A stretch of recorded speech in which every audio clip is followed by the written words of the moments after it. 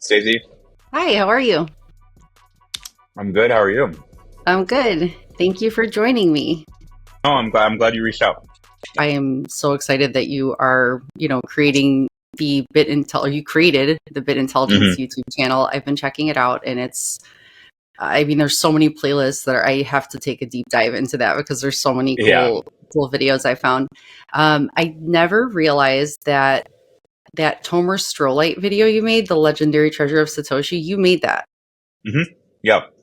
That is incredible. Like, so many people saw that video, Yeah. and it literally just made me, like, I always felt like Satoshi was a like real life superhero, and that visualization, like the way you put it together, and just having Tomer's voice and just everything, I don't know how it was done creatively. It was just a collaboration of genius. The way you explain things and visualize them for people is a really great way for people that don't understand it to actually see why it's valuable.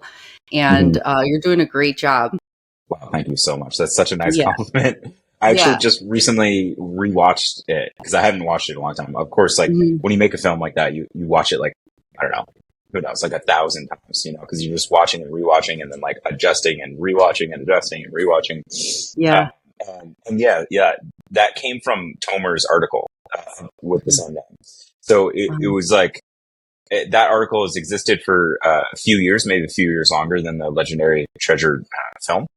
And Mhm. I had read it before, and I had started to make videos with like Tomer's writing already, and then I approached him at a conference. I did, and then he called me back, and we started doing a few more together. And then he was like, "I think you should do this big one." And it's like it was a 38-minute read, and I was like, "Oof, okay, that's a long video." But then I broke it up into 3 different sections. Mhm. There's 5 parts, I believe, in the article, so I kind of lumped a few parts together, Mhm. and that made it a little bit more of like a bite-sizable chunk, a 16-minute video instead of a 38-minute video. But then, When I saw the first one, and I think I mhm, remember seeing something about there going to be a part 2, I couldn't wait. I was like, this is so good. Like, I think I watched it a few times, and I remember it. Like, it was something that stuck with me. And it was so good that I was just like, I felt like I was watching this, like, you have like a series that you binge watch and you can't wait for the next yeah, episode. That's how I felt. I was like, that's oh, amazing. yeah, it really got people like hooked, to see what's coming next. How are you going to do the rest of it? And then I Yeah. saw that it was a full movie version. Hmm. So you put it all together for people that just wanted to sit down and watch the whole thing. Yeah, exactly. I think it plays better as a full movie. Like, Hmm. I don't know, like when I was making the first few iterations of this, it was still like a completely new style of video for me. Like I have a background in documentary filmmaking. I saw And that, yes. so, yeah. And so like I am used to showing up to a place and setting up an interview and making it look all nice. And then, interviewing the subject on whatever the documentary film is about. And Hmm. a lot of the times for me, it was about fishing because I worked in the fishing world for a while. All sorts of different type of fishing, like all the way from sport all the way to commercial. Hmm. And so we would, show up and talk to people and then kind of cut a film down from there. But then the whole like Bitcoin films started, or at least I started kind of learning how to make those when the AI stuff came out. And I was Hmm. like, as a filmmaker, I should probably get ahead of, the AI in some Hmm. way, or figure out what it is, how it works. And so that's when I kind of was trying to make all these different AI images, and it really came out kind of similar to like a graphic novel, Hmm. in a way. It's not like quite as characterized as comic books. Okay. Yeah. But it does have that style of like graphic kind of storytelling that I think kind of played really well with the story of Satoshi. And it's just a really incredible story, right? Like and it's crazy that it's true. I I think that's know. like one of the most powerful things at the beginning is like, this is a true story. It Hmm. won't seem like it when you're listening to it, but it is, and it's opened many people's minds to what could be. And that's why the feeling that we get from Satoshi, like all of us that know about Bitcoin, we have that like awe of like how he solved this problem. And I think watching one of your videos, I realized that I think it was the one with Natalie Burnell that you did. And I think I realized that it was something that you said that it was a problem that no mathematician could solve. And it was something that I think I knew that, but just hearing it in your video, it just was really powerful. Like I ended up clipping that part because I was like, that's so true. Like people said it can't be done. Like they gave up on it. They thought it wasn't going to happen. And then it happened and he figured it out. And it's like we all think about Satoshi constantly. Like I feel like we understand he wants to be anonymous and he knew that from day one to stay anonymous, but we still can't help but wonder, you know, like how this person was so superhuman to be able to walk away from such a thing and understand its power so early on to stay so anonymous from the beginning. So for you to portray that in a video that way, it does feel like lore. It feels like a video game lore or like a comic book story or something. Like it doesn't feel like real life. And this is a true story. And having that background of filmmaking and you did documentary style film, it's crazy how you could switch over from doing that sort of work. And now you're the director of marketing for Jan 3, right? Yeah, correct. So that is amazing that you were able to take that because you took your skills from filmmaking in the documentary world and now you can implement that into Bitcoin. Is it just, I feel like I can't wrap my head around like what you do every day. Yeah, it's a lot different than what I've been used to for the last several years. I'll back up a little bit. Like I have a degree in architecture. And speaking of which, your background, that architecture behind you is very interesting. Yeah, this. Yeah, I love this cabin. It's quite pretty. We live in the mountains, so we live in a very small little cabin. It's quite cold at times, but it's it's beautiful. Sorry to stop your story because I want you to get into how you want to start off and tell us how you got into it. But you are into skiing. Yes. Do you see this red nose right here? This like goggle tan. I could see the snow outside. Yeah. So I noticed your Instagram page where you're posting your skiing stuff and everything. So that's really amazing. Yeah. It's funny. Like my story of like getting into Bitcoin is so like circuitous and kind of like I think different than maybe a lot of people that you see on X and whatnot. It really like started with me wanting to start my own company, my film company. When I moved, or at least when I started working after college, I kind of really quickly got this like vibe. I was like, is this what life is? You know, and so it was like a year and a half after that where I was like, you know what, I need to take a little break. I need to move to the mountains and kind of like pursue, some of these things that I really love in my life. And one of those things was skiing.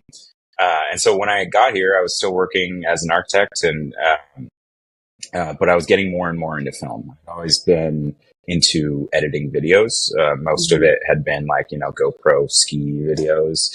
But I'd gotten quite good at editing just because, you have to know some technical, or at least you have to know how to use like Adobe programs. After a while, I just got to know some of the right people and I got a few local jobs. And that snowballed into a small film company. Started to acquire camera gear and started to get bigger jobs and started to travel more. And I got to a point where I was like traveling like once a month or more. I would like touch down in the mountains and then go fly off to some other place. And oftentimes it's very cool places, Alaska, For work, you would travel like for your film company? Yeah. Okay. But it started to get a lot as well. And I guess bringing it back to Bitcoin, I also was in a non-traditional role. So anyone that starts their own company is in a non-traditional role like that, where they don't really have access to the same vehicles that people do when they're in companies, like a 401k, healthcare, simple things like that. You kind of have to deal with all that stuff on your own. And so while in the process of, thinking about stuff, and was like, okay, well, how am I going to save for my future? Yeah. and and that road like pretty quickly led me to Bitcoin. Of course, there's a few tangents here and there. Just anyone that's learning about Bitcoin and cryptocurrency can obviously be pulled into the crypto side of it easily, especially at first, without having wrapping their heads around the bigger picture of what this means for the world.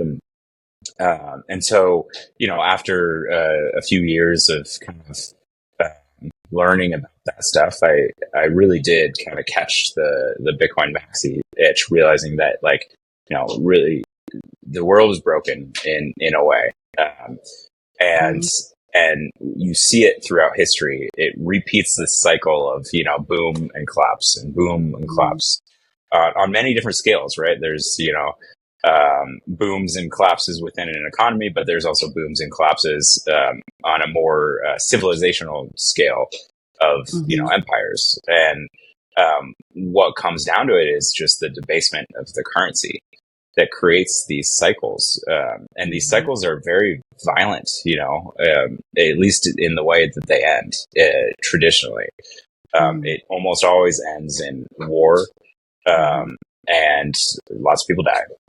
It's really just because of the strain that governments put on their citizens through monetary debasement.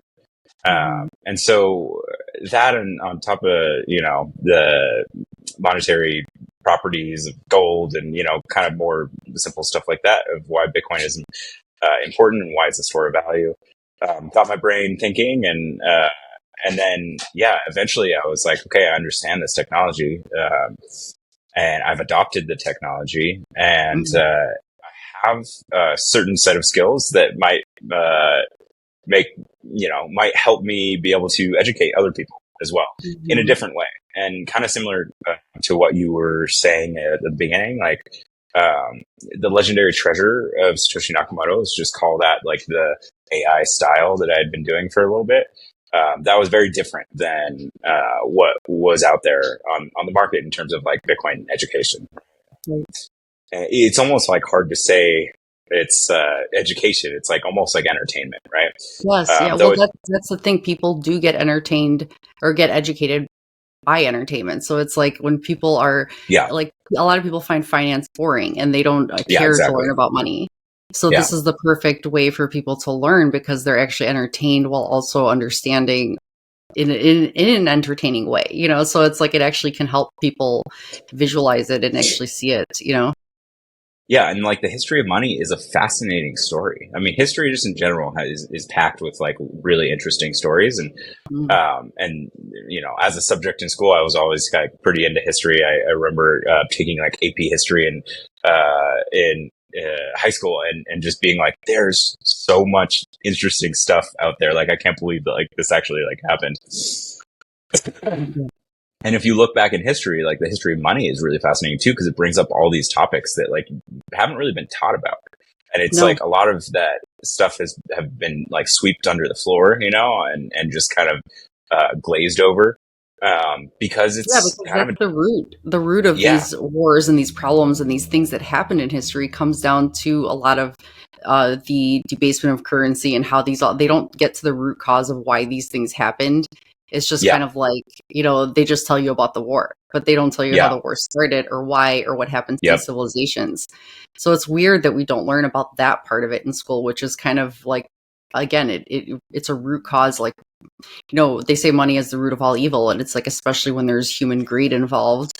And that's just been the story. Particularly like only when there's human greed involved, right? Like, I've referenced that, phrase a lot, and because people are like, oh, money is associated with greed, but when you really like separate humans and human greed from money and monetary technology, then you realize that that's a completely separate thing.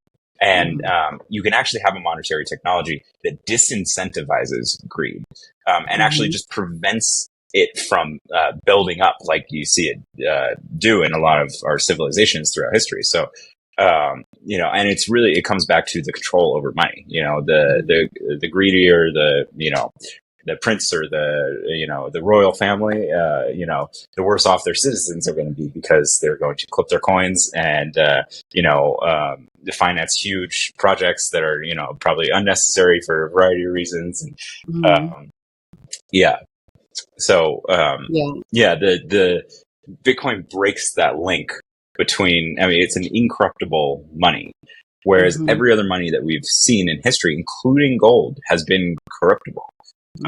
For reasons of like it being physical and, seizable and, malleable, and, you can mix gold with other metals to basically dilute its, elemental properties and stuff like that. So, I know there's lots of gold bugs out there in the world, and yeah, we all know the main big one that I feel like I constantly talk about him, but it's like he has a way of, even though I don't care what this person says, I feel like he has a way of frustrating me, and he knows it. He knows he can, and you know who it is, I'm sure, but this is the first time in history that you can escape that cycle. When everyone else in the world is using it, you have to also adopt the technology. So it's kind of like, before people would fight over money, in like different countries would fight over money or resources or minerals that are rare, and they would try to take land and fight for that land. But when Bitcoin is more valuable because it's scarcity, people would stop fighting for land and territory and minerals as much as now that this other thing has been created that's actually scarce. People will actually stop the fighting and just try to acquire and use their proof of work and, mine it and actually like do it a different way. It's almost like they're just gonna, transfer the physical force into energy, an electrical force into the Bitcoin network. So rather than fighting, people and things and countries, I think you're going to see nations fight for energy. Try to develop the strongest energy, generation system of the world or whatever, because if they can generate the most energy, they can generate the most Bitcoin. And if you have that hash power, you do have an advantage in your country over other countries, and you really aren't really seeing this yet. I think we're really on the precipice. I think 2025 is the beginning of this. Someone asked me recently on a podcast, is game theory playing out now that, the Trump administration has adopted Bitcoin, or at least said that they will adopt Bitcoin in some form or another. And I think game theory has been playing out since the very beginning, and it's just happened. It started with individuals, and then it's moved to corporations, and now it's moved to nation states. And we're seeing this play out in front of our eyes. And the question is how fast is it going to happen? Bhutan is mining Bitcoin aggressively. El Salvador is mining Bitcoin. The US may be mining Bitcoin in the near future. There's probably other countries that we don't know about that are mining Bitcoin. And those countries aren't only getting the economic power from Bitcoin, they're also strengthening their energy grids. They're developing new ways to create energy in their countries in sustainable ways. Because, if your energy is free, then you're just turning energy into money for free. But you're also, improving the lives, and the reliability of your energy grids for your citizens. Well, I spoke to somebody recently from Nigeria, and it was super eye-opening because he was talking about what a huge market cap Nigeria is, and how Strike and I think Jack Dorsey and Jack Mullers, and they opened up this market for their companies in in Nigeria. And while we were having the podcast, he had a couple power outages, and it was really interesting because he said he had to go turn on his backup generator so that we can continue the podcast. And he was like, leave the footage here. This is important for people to see how Bitcoin could strengthen the energy grid. And a lot of people make that argument in the US, even on, CNBC, you hear people talking and they're just saying, well, what's the use case for Bitcoin? Have you been outside of the US?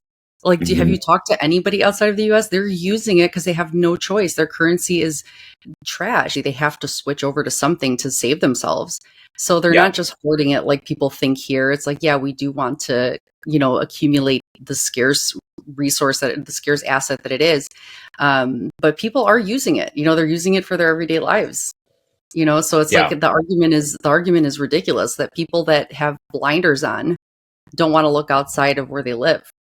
Yeah. I mean, it goes back to, Alex Gladstein's book, Check Your Financial Privilege. I love that book because I think it really puts it in perspective, like the reasons why Bitcoin is important for the world. It may not be apparent to people that live in westernized countries because we just have access to savings vehicles that other people don't have. They might not be as good as Bitcoin, but because we have access to those things, it makes it seem as if like Bitcoin doesn't have a use case, right? Like if it's this speculative thing that's just going up in these huge bubbles, but we have, our ability to buy the S&P 500 over here that goes up 7 to 14% a year. Why do we need this other thing? Well, other people can't buy people in Nigeria can't buy the S&P 500. Most people in the world can't really buy the S&P 500. Most people in the world have to save outside of their local currency because their local currency is debasing faster than is good for them to save their money in that currency for any long period of time. So oftentimes you see people reaching out to save in dollars, and particularly in the global South, it's like if you don't have a bank account that is a dollar denominated bank account. So even if you're banked in your local currency, you still can't find a way to save dollars. And so you're still in this like risky setting where, all your money is being denominated in this rapidly devaluing currency. You're never finding a way to get ahead. And even if you are, and you're saving that currency, it's devaluing faster than you can keep up with the pace of inflation and your income streams. And so you're trapped in this cycle, and people are looking for dollars, right? And so you see people hoarding like literal physical dollars overseas under their mattress. And that's why I wanted to bring up Aqua here. Aqua Wallet, which is is that being used in El Salvador? Aqua Wallet, or is that? I mean, I know it's everywhere, but I want to hear more about it because I don't know too much about Aqua Wallet. Yeah, we've seen a lot of adoption in Latin America and Brazil, Argentina. I think it has just been a happy product market fit where, just exactly what I was saying before, people are looking for dollars to save, and we give them access to digital dollars inside a Bitcoin only wallet. And so, it's Bitcoin only. However, we do have Tether integrated.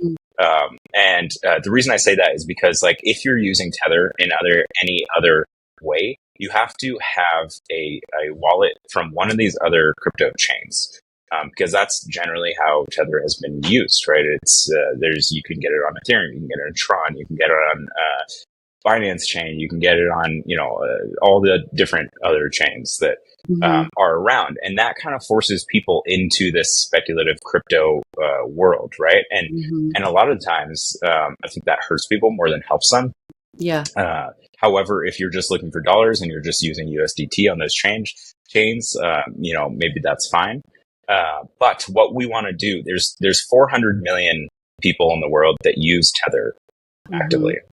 And well, same with Nigeria. That's what that Nigerian, his name's Olu, but he was saying that Tether is used in Nigeria because it's better than, they can't trade US dollar cross border. They can't use the US dollar the same way. So they are Bitcoin like maxis over there, but if they need to use a form of dollar for trade, they'd rather use Tether because they're not limited for their trades. It's more widely accepted, to find someone who also accepts Bitcoin right now, if you're not already living in a circular economy, is pretty hard. And so that's why you have people like, Jack Mallers figuring out how to basically instant swap between from your currency to Bitcoin and back to whoever's currency you're sending to. So merchants can basically accept Bitcoin without actually accepting Bitcoin or having to deal with the if they don't want Bitcoin, having to deal with the exchange or whatever. Trying to simplify that and make rails for everyone to be able to use the Bitcoin network for its speed and efficiency and security over, the actual asset that you hold and, save for the long term. But yeah, going back to Aqua, it's like because there are so many users of Tether in the world, and most of those users have to use it through these altcoin wallets. Essentially, we're hoping that we can kind of start to siphon people into the Aqua ecosystem, right? And in the Aqua ecosystem, you can use Tether, you can spend it, you can send it, you can save it, and but you can also swap into LBTC very easily, very cheaply. What's and the so LBTC? you can. LBTC is basically layer 2 Bitcoin. So like the wallet Lightning, works. Yeah, similar. So the wallet works on Liquid. Are you familiar with the Liquid network? So the Liquid network is a Bitcoin sidechain, and it has faster blocks. So its blocks are 1 minute. So you can send transactions faster than you would on the main chain, which are 10-minute blocks. On top of that, they're extremely cheap transactions, and the transactions are confidential. So it is the Liquid network was developed by Blockstream as a way to scale Bitcoin in a confidential, private way with a low fee environment. Because the Lightning network is another way to scale Bitcoin, but it doesn't work the same way that Bitcoin works, right? It's not confidential, right? And it's not confidential, yeah. The best way to explain the Lightning network is like it's an airport, right? So like, if, let's see, how do I start this? There's Bitcoin on chain, right? And that's moving around, right? But if you want to send small amounts of Bitcoin, then it's only economical to do so if you put your Bitcoin at the airport and then you allow that Bitcoin to be, sent across the world by jumping to different major cities. So if you want to go to Shanghai, China, maybe you have to jump to London, and then you have to jump to Dubai, and then you have to jump, somewhere else, and then you can end up at Shanghai, London. So if, I'm sending to one person across the world, and there are these liquidity channels, which would be like the plane flights between different airports, and some are bigger than others, but I want to send to you. And the fastest way to get to you is to jump on a plane and go 3 different places, and have 3 different layovers before it gets to you. And the thing with the Lightning network is this happens instantly. So there are these liquidity providers, nodes, and channels between these nodes. And if I want to send Bitcoin to you, it finds a way through those channels to you in the most efficient way. But the thing is, it's all depends on liquidity. So you can't send huge transactions through the Lightning network because you will have liquidity problems. And so you see Liquid being this in-between scaling solution that fixes problems that Lightning doesn't fix. And the reason that our wallet works with Liquid is because, one, it's confidential. So you get an added layer of privacy in your transactions, which is great. A lot of Bitcoiners are concerned about that. I know some people probably don't care about privacy as much, but I think people should care more about privacy. And they're extremely cheap. And so on top of the way the Lightning network works, there are, if you want to have a self-custodial Lightning wallet, then you have to basically open channels with everyone that you're sending money to. And every time you open a channel, it is a more expensive fee than when there's already a channel existing. So you mean creating new wallets does that? No, it's when you send to someone. So, and again, this is maybe getting to the edge of my technical knowledge that I can speak about intelligently. Obviously I can read about this and kind of understand it conceptually, but basically, every time if I want to send Bitcoin directly to you, we could open a channel. Like we could establish a flight, right? Like if there's enough people going from Reno to Alaska, then Alaska Airlines will start a flight that goes straight from Reno to Anchorage. Because there's enough liquidity or demand for that flight. And so the same thing happens with Lightning channels between people. If I'm paying you enough, I want a direct channel with you, and vice versa. And so you have to set up that channel. But the thing that Aqua does that's interesting is we hold all our layer 2 Bitcoin assets on the Liquid side chain. Mm-hmm. That way you have cheap and confidential transactions. Whenever you want to send Lightning to a friend to pay for, send Bitcoin to a friend to pay for a lunch, you can just send them a Liquid transaction. It takes 1 minute. So not a big deal because you're not like in line trying to buy coffee. But if you're in line trying to buy coffee and you don't want to sit there, twiddling your thumbs while the barista like is waiting for your transaction to go through, then you can send a Lightning payment. And what it does in the back end is it swaps from Liquid Bitcoin onto the Lightning network using an atomic swap. And then it sends a Lightning payment. And then that person receives the Lightning payment. And so if they're also using Aqua, then it would swap back into Liquid. But generally, like, these POS systems that accept Bitcoin are just accept Lightning Bitcoin. And so the reason that that's significant is because it negates we no longer have to establish a channel to have a cheap transaction interface between us because it's swapping into Liquid or swapping into Lightning, sending on Lightning. And so you can have this chunk of L2 Bitcoin in a confidential private way, and you can still spend it in an instant way using the Lightning network. And so it takes like a second or two more, but it's quite instant and it works great. And I think it's a game changer for Bitcoin wallets. I think you'll see probably more Bitcoin wallets do this in the future. And it's a step into what I am calling the Bitcoin super app era. And I think Aqua is one of the first of these where it has all of this different functionality, right? We have all the different layers of Bitcoin use inside the wallet. On top of that, we're integrating different marketplace, things like we have prepaid credit cards coming out, reloadable prepaid credit cards. And so one day with Aqua soon, you'll be able to get Bitcoin, receive Bitcoin any way you want, receive USDT any way you want. And then if for whatever reason you need to spend that, and there aren't merchants that accept Bitcoin in your area, then you can apply, sign up for, get your Jan 3 account, and then you get a Visa prepaid credit card that you can load up with any asset from the Aqua Wallet. And it's a digital card. You can use it anywhere online. Eventually, we'll also have a physical card that we mail out to people. And so you have this instant integration with the fiat world while using Aqua still. And the reason that sorry, I'm just talking too much now. No. I want to know more. I want to know everything. I want to download it right now. I'm like trying to figure out, like, I'm like hearing you talk and I'm like, oh, I want to download it. But the thing is I want to know, like, a lot of people want to just be full Bitcoin. They want to get off.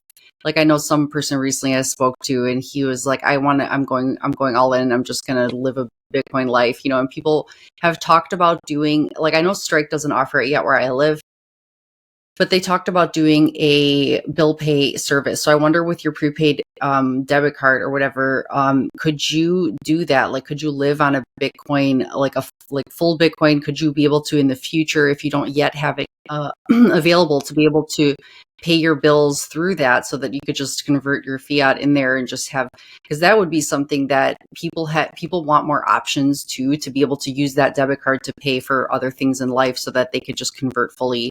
And if you have that option, they could just keep reloading it and paying for things they need.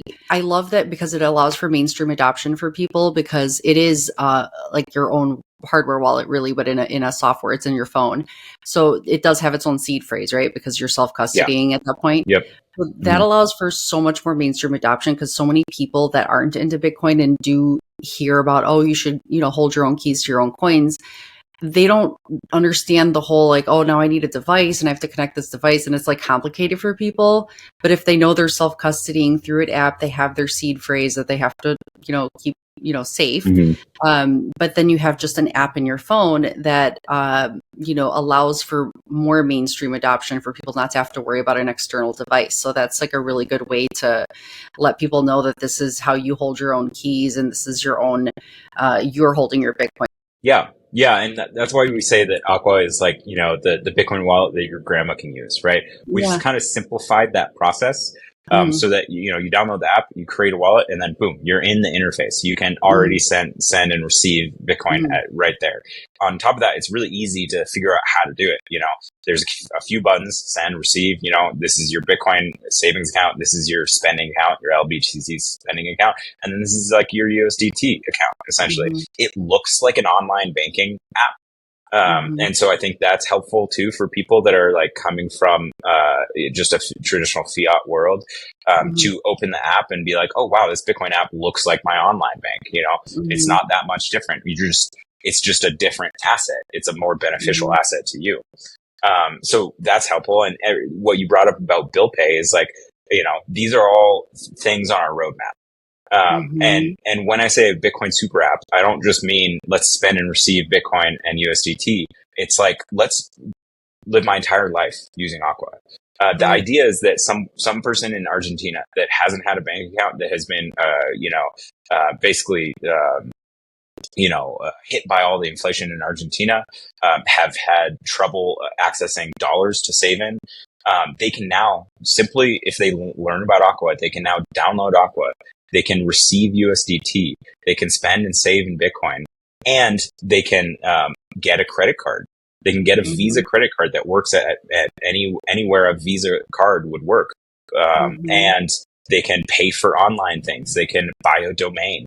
They can start a business, and it's like all of a sudden you've bootstrapped someone that has been pushed down by the system for ages, that has not had the opportunity to do any of those things, and now you've given them the opportunity to do that. To start a business, to become an entrepreneur, to, interact with the traditional finance or fiat system in a way that they just weren't even able to do before. So it's like, not even that Bitcoin is just good for saving and, long-term savings. That's the simple explanation there. But the larger explanation is that like Bitcoin is going to allow people that haven't had access to the fiat system through Aqua, through other apps that are doing similar things. And they're doing it in a self-custodial way. So it's like, you own your access now, and you have the choice to be able to do this or not.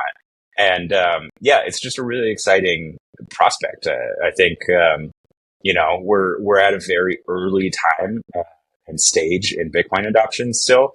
I think it's easy for people who are in Bitcoin that stay up to the news with Bitcoin. It's like, it feels like it's been a long time. Every month of price action feels like a long time. But realistically, it's like the full capabilities of using the technology, onboarding people, just like what I described before, so that they have access both to a sound savings vehicle and to the traditional fiat world, is just huge for people. And, fiat's going to exist for a while, like whether we like it or not. The US dollar is not going to fail tomorrow. If it does fail tomorrow, it's going to be really bad for everyone unless you own Bitcoin. But the majority of people don't own Bitcoin. And so it's like, we don't want that to happen. We want it to be a transition. We want this thing to slowly transition, people to slowly wake up to Bitcoin, to see why, to realize the potential, to realize why they should do this from an ethical standpoint, on top of a, self-preservation standpoint. And like, again, like it just, if it happens too quickly, then people are going to get hurt, just similar to Weimar hyperinflation in Germany. Like, if you owned gold in Weimar, you were fine, but the majority of people probably didn't own gold, and they didn't realize what was going on. And so, it just becomes this like really difficult thing, if it happens really quickly. So it's my hope that, we educate as many people as possible before, fiat dies, essentially. And I think because of the positive interactions that we had from governments, outside of the US and in the US, I think it will, probably not, the dollar's not going to die tomorrow, which is good for people. Using Bitcoin every day and using the Aqua Wallet every day, is that pretty widespread in El Salvador right now, or is it more in other countries that you mentioned? Yeah, I mean, there's definitely a higher rates of adoption in Latin America. In El Salvador, particularly, I don't know our exact numbers there. I mean, people are using Aqua there, but they're also using other wallets. You know, there was like the government Chivo wallet that is currently having some problems. It was never really the go-to. Yeah, but there was a few different options that people have been using in El Salvador. But we are seeing like large amounts of people adopting it in Brazil, in Argentina, and other smaller countries in Latin America. So it seems like it's helpful to people, right? And I think in the U.S., if you asked any average Bitcoiner in the U.S. that's a maxi, right, they'd be like, why do you have USDT in your wallet? You know, what's the point of that? Like, I don't actually want USDT. I have enough Bitcoin that I just spend and save in Bitcoin as much as I can. I put all my money into Bitcoin as soon as I get it. And but that's a little bit of a financial privilege as well, right? So that's the thing. We can trade the dollar back and forth here in America because we have these banks, and but in these other countries where, like you said, like again, people don't have access to the dollar, but they want to use the dollar for trade. And even though the dollar's not going anywhere anytime soon, and again, we hope it doesn't in a fast way, because that wouldn't be an easy transition. So this way you're able to transition from that US dollar into this digital world where everyone could use it. So it's like, you can't be against, I understand where people don't like the centralization and they don't like the, the other altcoins where they feel like, you get rug pulled and everything, but this is literally just a digital dollar that you're using. Other countries have to use in the meantime until this entire world shifts. And we do want it to be in a peaceful, good way that it happens. Because we all know eventually things like, I feel like, I'm sure most people feel like all roads lead to Bitcoin eventually. But yes, in this intermediate time where everybody isn't using Bitcoin right now, you need to have this digital dollar that the world can trade with, so you can't be completely against these stable coins, because the world needs to use them. They need to still trade with the dollar in the meantime. It's like how people always say, we want to go green tomorrow. We want the whole world to go green tomorrow. It's like, I understand that's great, but you can't just tomorrow stop using fossil fuels because everything will just like break down. Like, people need it in the meantime. And we have to have this transition because things could just come to a grinding halt. You've seen Paolo Arduino, the CEO of Tether, say this himself. Like, Tether is only going to be a useful technology. It has an end date, essentially, to its use as a technology, because Bitcoin will take over eventually. And who said this? Paolo, sorry, I don't know how to pronounce his last name. Arduino, I think. Okay. He's the CEO of Tether. Okay.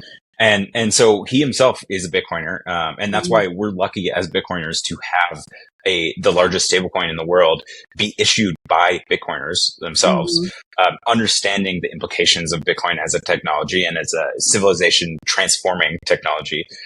Both Samson and Paulo have, I think, pretty bullish thoughts on how fast this might happen. I've heard the 5, 10, 15-year range, and it could. It definitely could. It could happen that fast. And again, like I said, like, if it does happen that fast, then we need to educate people as fast as possible, because you have to get off zero. If you're not off zero, then it's a problem. Like, it's actually riskier not to own Bitcoin right now than it is to own Bitcoin. And you don't have to go all in. You don't have to put 100% of your assets into Bitcoin. You can put 1%, you can put 2%, you can put 10%, you can put 50%. You can figure out where you lie on that risk curve and figure out like what makes sense for you. And probably what makes sense for you is, only allocate as much as you feel like you understand about Bitcoin. Right. If you don't understand it that much, maybe you're in a 1 to 5% allocation. If you've been exposed to it many times, you kind of get the basic concept of, Bitcoin is better money than gold. It's sound money. The dollar doesn't work as as a savings account, but Bitcoin does. So maybe that's like a 10 to 50% allocation. And if you're a full blown maxi, then maybe you have an 80 to 100% allocation. That is the perfect, I think, calculation method for when people ask how much Bitcoin should I buy? You should ask them, how well do you understand Bitcoin? Exactly. That's so perfect. And if they don't understand Bitcoin well, then you should hand them a Bitcoin book and say, read this, and then let's talk again. Because after you read book after book after book on Bitcoin, your conviction on that technology is going to increase exponentially. And so, or hand them your YouTube link. A lot of people don't like to read that much, but they'll watch YouTube all day. So yeah, I do a lot of audiobooks. I kind of educated myself on Bitcoin when I was driving to and from film shoots out in the West. Because all the cities are really far away from each other, so like minimum 8-hour drive. An 8-hour drive is almost one audiobook. Depends on the audiobook, but that's a perfect way. Yeah.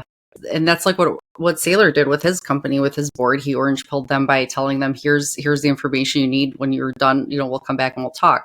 He didn't just go in there blind and just start telling them about Bitcoin. You seem like the crazy person, right? Like you seem like the crazy person coming into the room to talk about this thing that you want to talk about that no one else really cares about or like wants to talk about. And they're like, why are we talking about this? Isn't Bitcoin a scam? Isn't Bitcoin, just a Ponzi scheme? Isn't it a bubble? Won't it crash like by 80%? Hasn't it crashed by 80% like 3 times already? And you see people associating risk with volatility, right? And I get where that sentiment comes from, because sure, if you buy at the wrong time, you could have a really bad time for like 2 years. But again, depending on how much you understand, right? If you know fully what's going on, you're not scared. But if you're just, you'll be a panic seller if you go all in and don't fully understand what you have yet, Yeah. I watched this video last night, actually, from Rajat Soni. Are you familiar with him? No. He's a CFA. But he is a CFA that talks, advocates for Bitcoin. And he broke down, allocations to Bitcoin, kind of similar to what I was just saying, how you should, basically, measure your allocation based off your understanding of the technology. But then he showed in a spreadsheet that like for every $100 you have invested, the allocation from 1 to 100%, how that would affect your portfolio over a 20-year time horizon.